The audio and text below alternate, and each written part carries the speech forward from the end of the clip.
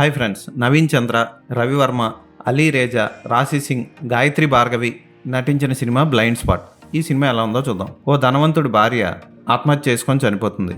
ఆ సమయంలో ఆమె భర్త ఎయిర్పోర్ట్కి వెళ్తాడు. ఇంట్లో పని మనిషి మాత్రమే ఉంటుంది. ఇంట్లో గొడవ అవుతుంది.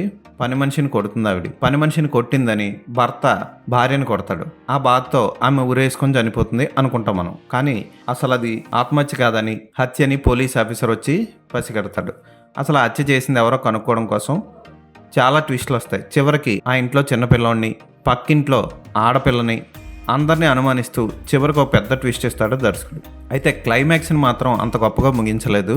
సరైన జస్టిఫికేషన్ ఇచ్చినట్లు అనిపించదు. ఫస్ట్ నుంచి లాస్ట్ వరకు ఇంట్రెస్ట్గానే సాగుతుంది. హంతకుడు దొరికాడు అనుకునే లోపు అతను హంతకుడు కాదని కథని మళ్ళీ ఇంకో మలుపు తిప్పుతూ ఉంటాడు దర్శకుడు. ఇది బాగుంది. కానీ క్లైమాక్స్కి వచ్చేసరికి కరెక్ట్ ముగింపు ఇవ్వలేదు. ఇలా ముగించేడేంటి అన్న ఫీలింగ్ వస్తుంది మనకి. ఈ కథలో పెద్ద ఆశ్చర్యపరిచే అంశాలు ఏమి లేవు, కానీ స్క్రీన్ ప్లే పర్వాలేదు అనిపిస్తుంది. నవీన్ చంద్ర యాక్టింగ్, రాశి సింగ్ యాక్టింగ్, గాయత్రి భార్గవి పాత్ర కూడా ఆకట్టుకుంటుంది. రవివర్మ, అలీ రేజా పాత్రలు కూడా మంచి ట్విస్టులు ఇస్తాయి. టైంపాస్కి ఏదైనా ఒక థ్రిల్లర్ సినిమా చూడాలనుకున్న వాళ్ళు ఈ సినిమాను ఒకసారి చూడొచ్చు. బాగానే తీశారు, ఒక్క క్లైమాక్స్ తప్ప. ఈ సినిమాకి పాటలు లేకపోవడం plus point. Background score, sound recording బాగుంది. ఫోటోగ్రఫీ థ్రిల్లర్ మూడ్ని క్రియేట్ చేసింది. ఎడిటింగ్ కూడా బాగానే చేశారు. అసభ్యకర సన్నివేశాలు ఏమి లేకుండా డీసెంట్గా తీశారు. ఈ సినిమాని ఫ్యామిలీతో కలిసి చూడొచ్చు. ఈ సినిమాకి నేను ఇచ్చే రేటింగ్ 2.5/5.